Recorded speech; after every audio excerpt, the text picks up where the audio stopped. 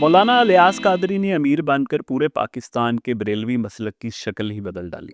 वो पैदाइशी नाबीना को बिनाई देने लगे, गूंगों को ठीक करने लगे। एक मेमन मजहबी शख्स ने कैसे दावत इस्लामी को एक कामयाब बिजनेस मॉडल के तौर पर चलाया और अरबों का मालिक बना दिया। मौलाना अलियास कादरी के मुरीदैन में तकसीम होने वाले मुए अत्तार उनके जिस्म के किस हिस्से के होते हैं?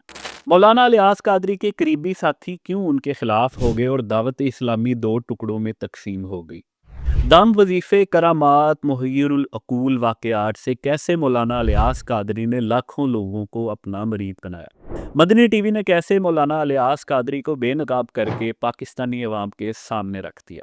मौलाना अलियास कादरी ने कैसे अपने बेटे शहजादे उबैद रज़ा और फिर नन्हे पोते हसन अत्तारी के लिए नस्लों की ताकत और दौलत का इंतज़ाम कर दिया? और सबसे बढ़कर अंधों और गूंगों को ठीक करने वाले मौलाना अलियास कादरी क्यों दिल के आर्जे के लिए हस्पताल जा पहुँचे? मैं हूँ अवैस गौरी और आज जस्तुजू में मैं आपको मौलाना अलियास कादरी की दास्तान हयात की आखिरी किस्त सुनाने जा रहा हूँ।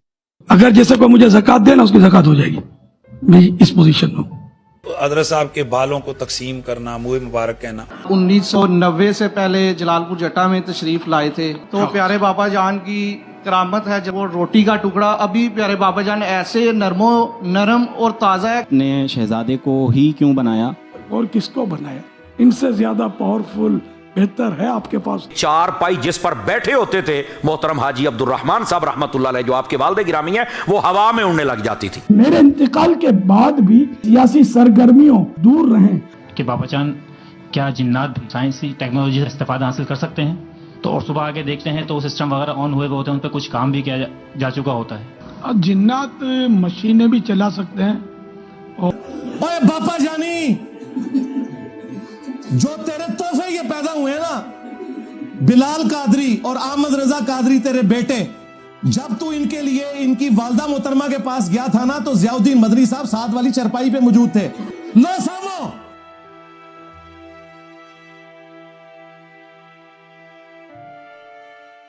मौलाना अलियास कादरी अमीर दावत इस्लामी बन चुके थे। उस वक्त ये जमात बेसरो सामान थी, इसके पास कोई फंड्स नहीं थे, कोई दफ्तर नहीं था।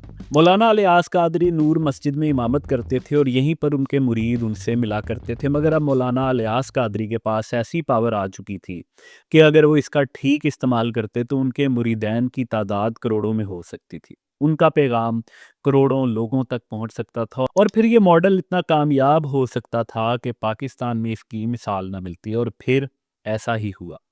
ये नुक्ता मैं एक बार फिर बताता हूँ कि बरेलवी मसलक पाकिस्तान का सबसे बड़ा मसलक है। पाकिस्तान की कुल आबादी का तकरीबन 55% इसका मानने वाला है। लेकिन दावत इस्लामी से पहले ये लोग नज़र न्याज देते थे, मिलादुन नबी सल्लल्लाहु अलैहि वसल्लम पर गलियाँ से जाते थे, जश्न मनाते थे, पहाड़ियाँ बनाते थे। मगर उस वक्त तक उनके उलमा पढ़े लिखे और ज़ीरक लोग होते थे। मगर अब उनमें एक इजाफा मौलाना अलियास कादरी का होने वाला था, जो सारा ही निज़ाम बदल वाले थे। मैंने पहले अर्ज किया कि मेरी ये वीडियो कोई मजहबी नहीं। अगर मुझे किसी से कोई इख्तलाफ भी हो तो मैं ये कोशिश करता हूँ कि अपनी वीडियोस में इख्तलाफ को एक तरफ रख कर रिसर्च और वीडियो की तैयारी के लिए जो वाक़यात मुझे मुस्तनद वाक़यात मिलते हैं उनकी बेस पर मैं एक वीडियो तैयार करता हूँ। हाँ, कोई वाक़या बताते हुए शायद कई बार मेरे अल्फाज मेरे जज्बात की अक्कासी करते हों, लेकिन मैं कोशिश करता हूँ कि मुस्तनद और रेलिवेंट कुतब और ज़्यादातर उन्हीं शख्सियात के चाहने वालों की किताबें और उसी जमात के लोगों से मालूमात ली जाएँ। मज़ीद मोहतात होते हुए इस वीडियो में मौलाना अलियास कादरी और उनके चाहने वालों की वीडियो से उनका मौक़िफ़ और उनका मंजरनामा आपको दिखाने की कोशिश करता हूँ। खैर, मौलाना अलियास कादरी के पास हमारत आई तो एक नए दौर का आगाज़ हो गया। उन्हें उनके मरीद पीरे कामिल कहने लगे। पहले तो मौलाना अलियास कादरी रूहानी बुजुर्गों के मौज़ात सुनाकर लोगों को बताने लगे, मगर फिर खुद उनके मौज़ात भी सामने आने लगे। उनके पास नूर मस्जिद में मरीदैन की लाइन लग गई।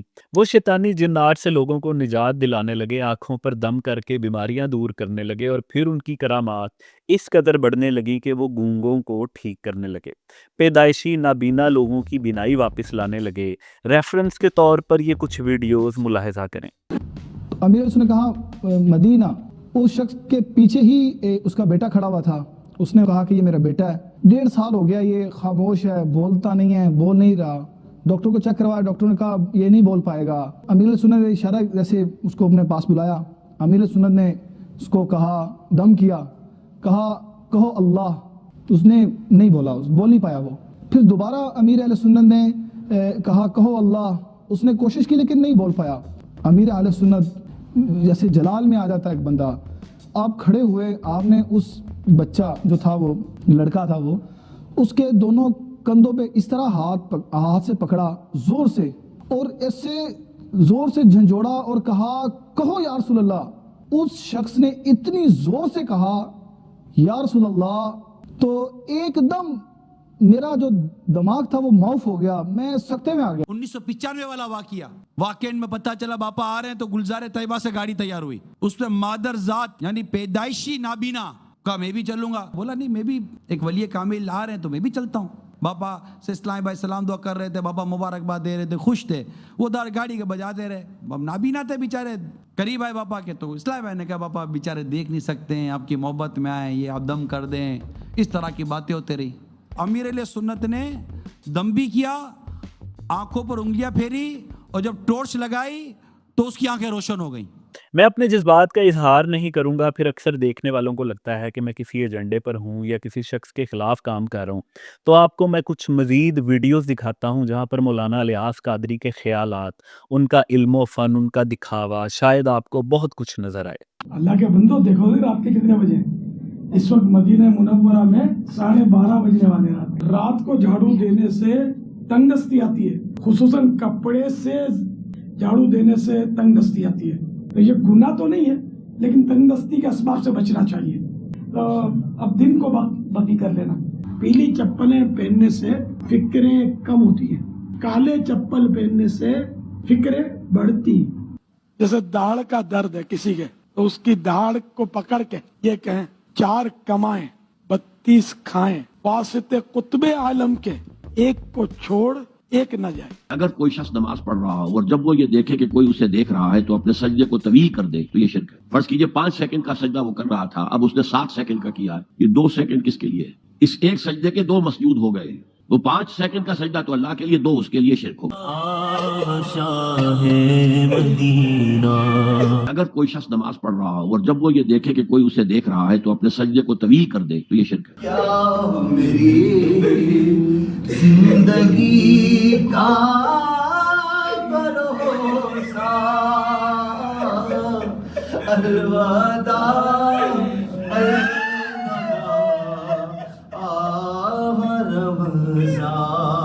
अगर कोई शख्स नमाज पढ़ रहा हो और जब वो ये देखे कि कोई उसे देख रहा है तो अपने सजदे को तवील कर दे, तो ये शिर्क है।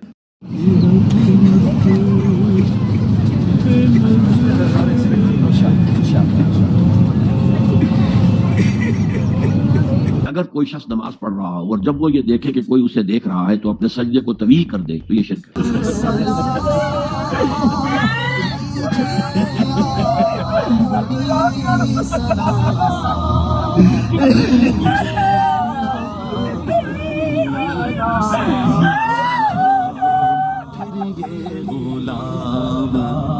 अगर कोई शख्स नमाज पढ़ रहा हो और जब वो ये देखे कि कोई उसे देख रहा है तो अपने सजदे को तवील कर दे, तो ये शिर्क है।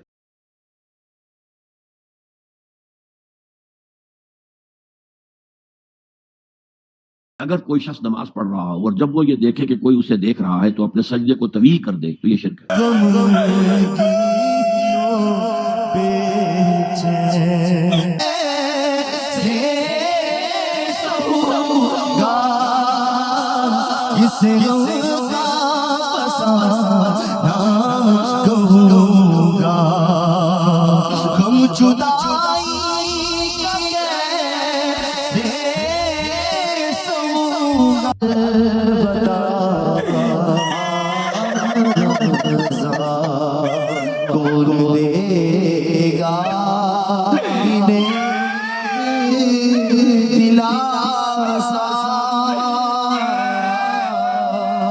अलविदा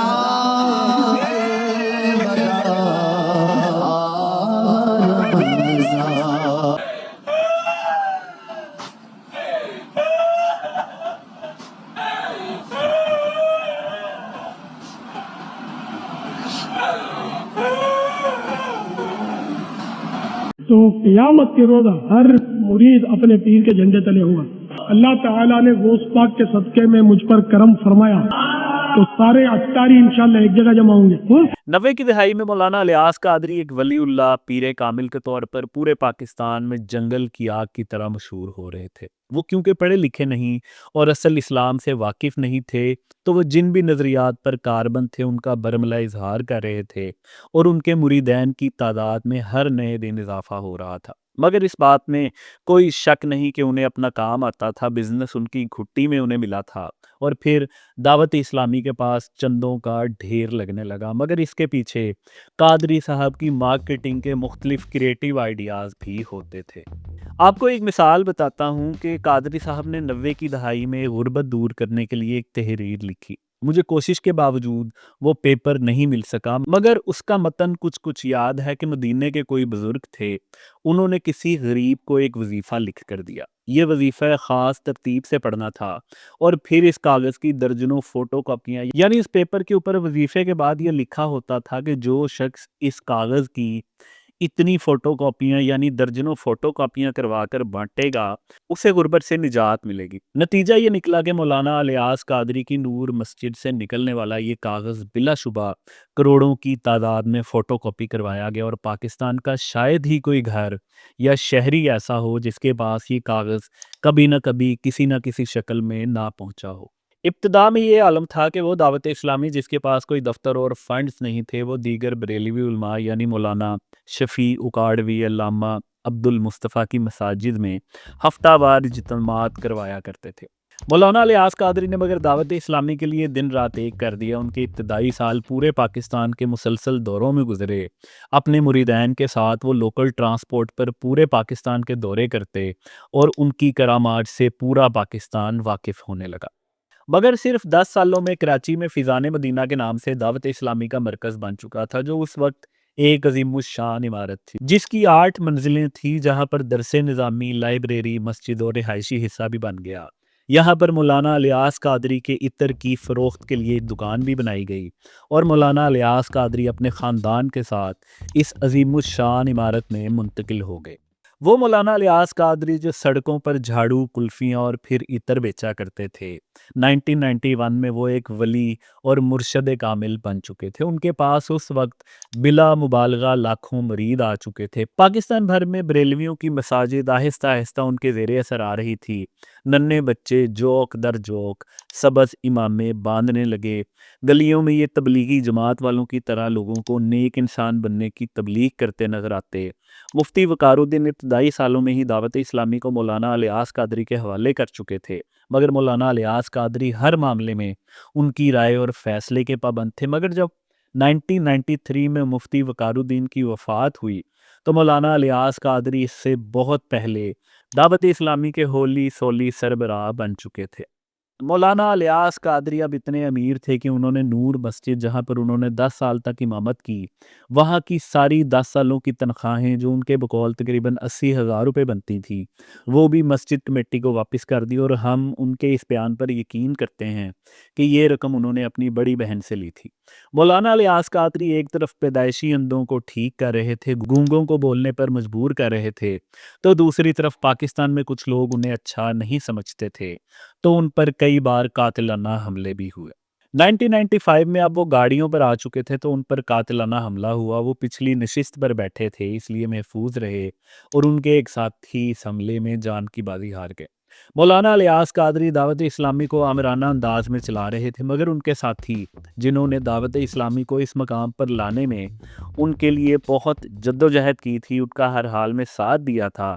मगर 90 की दहाई में जब वो दम करने लगे और बाद में मुरीदैन की आँखों की बीमारियां दूर करने के बाद अगले मरहले यानी पैदाइशी अंधों को बिनाई देने के मोर्चे करने लगे, तो पार्टी में कुछ लोगों को इस पर एतराज़ होने लगे। मौलाना इलियास कादरी की जहानत और बदलते ट्रेंड्स को फॉलो करने की सलाहियत का अंदाज़ा आप इस अमर से लगाएं कि उन्होंने 1996 में दावत इस्लामी की वेबसाइट लॉन्च कर दी, जब पाकिस्तान की मजहबी जमातें अभी इंटरनेट के हलाल और हराम होने पर ही कंफ्यूज थीं। उन्होंने दावत इस्लामी का अपना प्रिंटिंग प्रेस लगाया और उनकी कुतब लाखों की तादाद में शाया होने लगी। माहाना जरीदा भी दावत इस्लामी का पैगाम पूरे पाकिस्तान में पहुंचाने लगा। مولانا ابراہیم قادری دعوت اسلامی میں عملاً مولانا الیاس قادری کے نمبر 2 تھے۔ وہ اکثر مولانا الیاس قادری کو اپنی کرامات کی تشہیر پر خصوصاً اور دعوت اسلامی کو مطلق العنانی سے چلانے پر عموماً ٹوکنے لگے تو مولانا الیاس قادری کو بہت برا محسوس ہونے لگا۔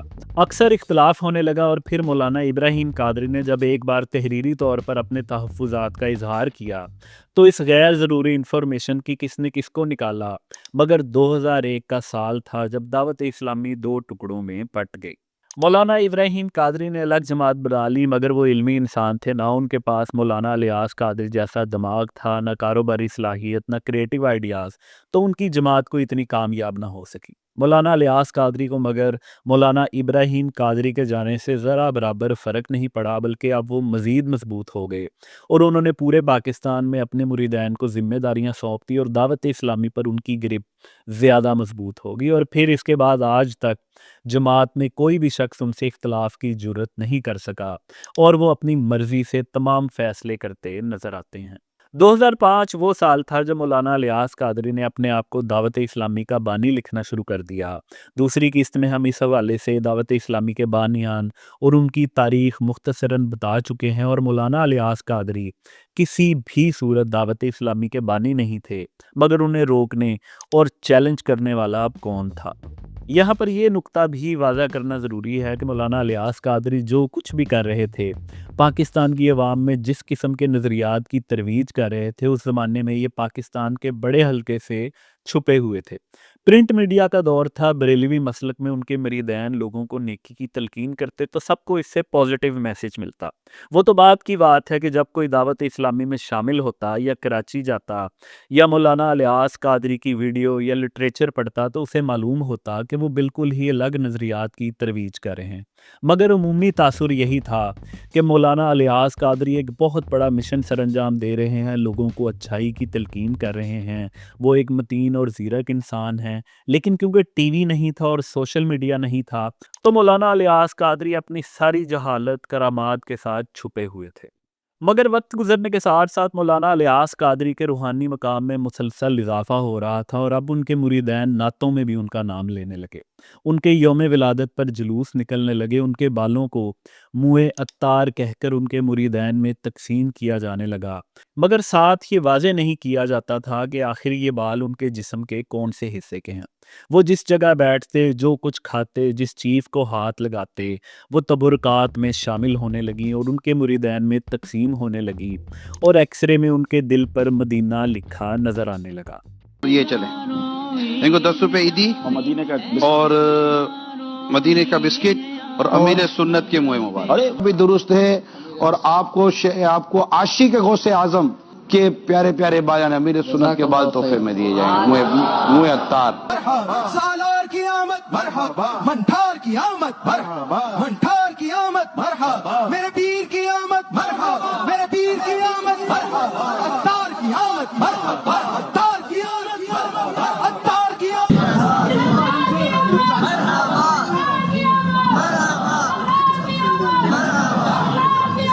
مگر پاکستانی عوام ان کا منجن ذوق و شوق سے خرید رہی تھی۔ سالانہ اجتماعات میں لوگوں کی تعداد بڑھتے بڑھتے لاکھوں ہونے لگی۔ مولانا الیاس قادری جہاں جاتے مریدین ان پر نچھاور ہونے پر تیار رہتے۔ لاکھوں مریدین اپنے نام کے ساتھ عطاری لکھنے لگے، ان کے لباس اور انداز کی نقل کرتے، مگر اب وقت تھا مولانا الیاس قادری کے بے نقاب ہونے کا اور عوام میں ان کا مذاق بننے کا۔ ایک شخص ان پڑھ تھا، دینی تعلیم سے ناواقف تھا، مگر وہ ایک بڑی تعداد کو متاثر کر چکا تھا۔ مگر اب مولانا الیاس قادری نے ایک ایسا فیصلہ کیا جس کے بعد وہ مذاق بننے والے تھے اور ان کے کئی مریدین ان کی صفائیاں دینے کے بعد باغی ہونے والے تھے۔ جدید رجحانات کو فالو کرنے والے مولانا الیاس قادری کا ہمیشہ سے یہ طریق رہا ہے کہ وہ پاپولر ٹرینڈز کو اپنے مقصد کے لیے استعمال کرتے ہیں۔ ان کا سب سے بڑا ہتھیار قبر کا عذاب رہا ہے، مگر جب بھی انہیں ضرورت ہوتی ہے وہ اپنی مرضی سے کسی بھی موقف سے پیچھے ہٹ جاتے ہیں۔ 1991 سے فیضان مدینہ میں وہ ہزاروں لوگوں کو درس نظامی کروا چکے تھے، سینکڑوں مفتیان کرام تیار کر چکے تھے، تو ایسے وقت میں جب انہوں نے 2008 میں دعوت اسلامی کا مدنی ٹی وی بنانے کا فیصلہ کیا تو اس کے لیے مفتیان کرام سے انہیں فتویٰ بھی مل گیا اور آغاز ہوا مولانا الیاس قادری کی افکار و نظریات کا عوام کے سامنے عیاں ہونے کا۔ وہ مولانا الیاس قادری جو ٹی وی کو حرام کہتے تھے، وہ اپنے ایک کتابچے میں مدنی ٹی وی کے قیام کے بارے میں کچھ یوں فرماتے ہیں: مدنی چینل شروع کرنے سے پہلے تو میں اس کا قائل ہی نہیں تھا، کیونکہ میں مووی اور تصویر کو ایک ہی حکم میں سمجھتا تھا۔ پھر اس کے جواز کا پتہ چلا اور لوگوں کی حالت پر نظر پڑی کہ ان میں آڈیو سننے والے کم رہ گئے ہیں۔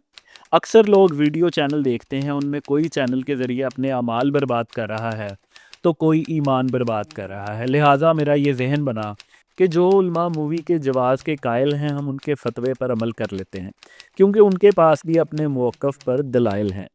مگر جیسے ہی مدنی ٹی وی کا آغاز ہوا، مولانا الیاس قادری کھل کر پاکستانی عوام کے سامنے بے نقاب ہو گئے۔ ان کا محدود دنیاوی اور دینی علم، فرسودہ خیالات، ان کی جاہلانہ گفتگو، ان کے دقیانوسی خیالات، ان کی جھوٹی کرامات، ان کی دکھاوے کی عبادتیں، یہ سب ٹی وی پر لائیو آنے لگی۔ ان کے کلپس کامیڈی ریلز میں تبدیل ہو کر سوشل میڈیا پر وائرل ہونے لگے اور پھر ان کے ماننے والوں کی ایک بڑی تعداد متنفر ہونے لگی۔ کوئی ڈیٹا تو نہیں، مگر میرا اپنا گمان ہے کہ مدنی ٹی وی کے بعد مولانا الیاس قادری کو ماننے والے پہلے سے بہت کم ہو گئے ہیں۔ اسی دوران میں نے وضو کیا، 2 رکعت نفل نماز پڑھ کے میں نے آپ کے سامنے آپ کی طرف منہ کر کے جھولی پھیلائی اور حضور پہنچیے، یہ بچی آپ ہی کی مریدی نہیں ہے، آپ ہی کی غلام ہے، ہم بھی آپ کی غلام ہیں۔ 2 سیکنڈ یا 2 منٹ کے کم و بیش کے بعد وہ جن ظاہر ہوا اور اس نے کہا کہ اپنے مرشد کو جا کے عرض کیجیے کہ مہربانی کر کے اب مجھے تکلیف نہ دے، میرے بچوں کو جا کے جلانے آیا ہے، آپ کا مرشد الیاس قادری پر جلانے آیا ہے، آپ کے سسٹر کو چھوڑ کے جا رہا ہوں، کہو کا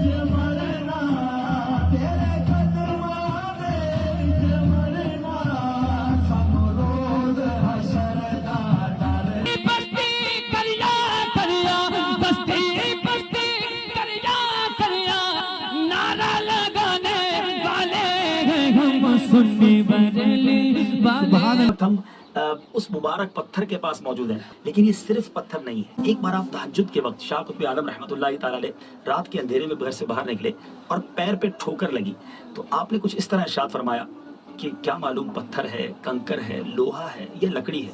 کہ انگریز لیبارٹری کے لیے یہ پیس بھی نکال کے لے گئے اور اب تک لیبارٹری نہیں بتا سکی ہے کہ نہ جانے کیا ہے۔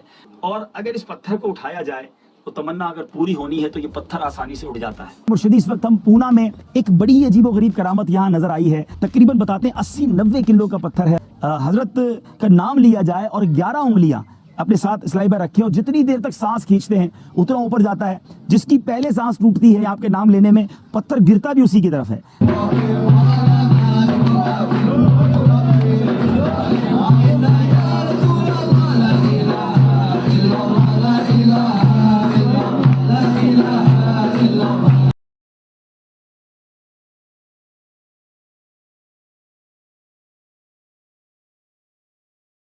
تو امیر علیہ سنت کی بارگاہ میں انہوں نے کیا بابا یہاں پہ موبائل چارج کرنے کا بہت مسئلہ ہے، تو امیر علیہ سنت دامت برکاتہ العالیہ نے ان کا ہاتھ میں ہاتھ لیے تقریباً 11 سے 12 منٹ اس کی برکت سے جنوری سے لے کے یہ مارچ تک موبائل چارج نہیں کرنا پڑا اور خود بخود آٹومیٹک طریقے سے ان کا موبائل خود بخود جو ہے نا قدرتی طور پہ چارج ہو رہا ہے۔ یہ دیکھیے ان کا موبائل۔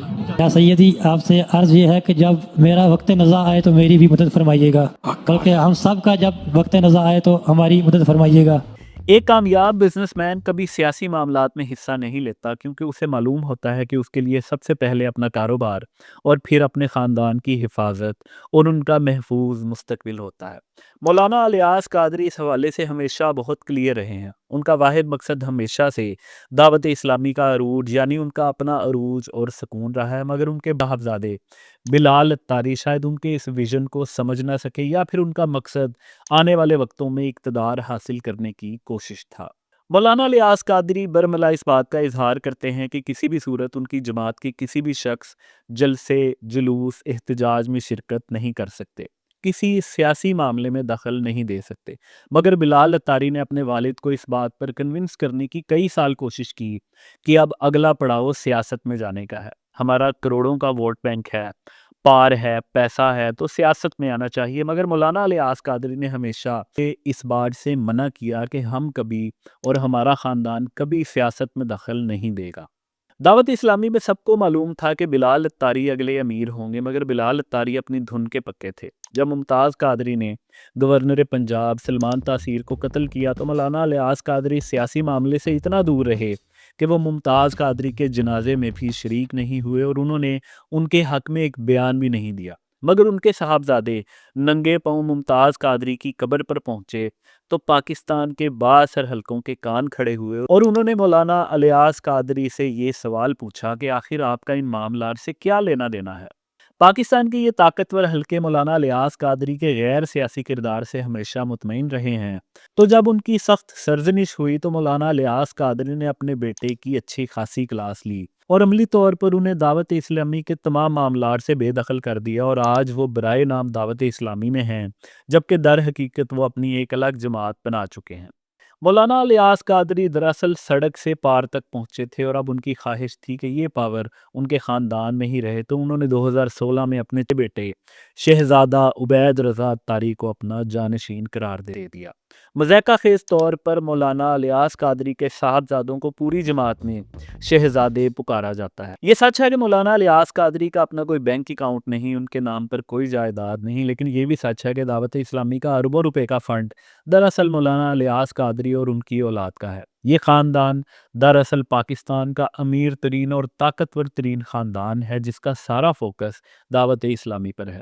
مولانا الیاس قادری صرف عطر کے کاروبار سے کروڑوں روپے کماتے ہیں، ان کی بڑی کمائی ان کی کتابوں کی فروخت سے ہے اور یہ ساری رقم دعوت اسلامی کے اکاؤنٹس میں جاتی ہے، اور دعوت اسلامی کے کرتا دھرتا مالک مولانا الیاس قادری اور ان کا خاندان ہے۔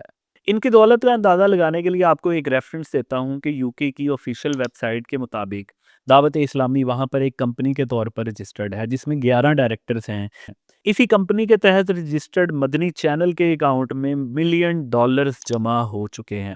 آج دعوت اسلامی پاکستان کی اتنی بڑی طاقت ہے کہ پاکستان تحریک انصاف کے رہنما عمران خان جب فیضان مدینہ کراچی میں بریلوی ووٹرز کو اٹریکٹ کرنے جاتے ہیں تو مولانا الیاس قادری ان سے ملاقات بھی نہیں کرتے اور وہ مرکز کا دورہ کر کے اپنے ووٹرز میں اضافہ کرنے کا خیال لے کر واپس آ جاتے ہیں۔ افسوس اور پاکستانی عوام کو جاہل بنانے کا مقام یہ ہے کہ وہ مولانا الیاس قادری جو 90 کی دہائی میں دم کر کے اپنے مریدین کی آنکھوں کی بیماریاں دور کیا کرتے تھے، جو 1995 میں پیدائشی نابینا کی آنکھیں اپنی کرامت سے واپس لا چکے ہیں، نہ صرف خود اینک لگاتے ہیں بلکہ ان کے جانشین شہزادہ عبید رضا تو ایک طرف، ان کا ننا پوتا جو مستقبل کا امیر دعوت اسلامی ہے وہ بھی اینک لگاتا ہے، اور مولانا الیاس قادری اس اینک سے خود کو اور اپنے خاندان کو نجات نہیں دلا سکے۔ وہ مولانا الیاس قادری جن کے دل پر ایکس رے میں مدینہ لکھا نظر آتا ہے، انہیں جب ہارٹ اٹیک ہوتا ہے تو اسی دل کو ٹھیک کروانے کے لیے وہ کوئی معجزہ نہیں کرتے بلکہ ہارٹ کے سرجن کے پاس جا کر دل کا علاج کرواتے ہیں۔ ان کے جانشین عبید رضا کی اہلیہ 14 سال تک مختلف بیماریوں میں مبتلا رہ کر انہی بیماریوں کی تاب نہ لاتے ہوئے دنیا سے چلی جاتی ہیں، مگر مولانا الیاس قادری اپنی کرامت سے ان کو صحت یاب نہیں کر سکتے۔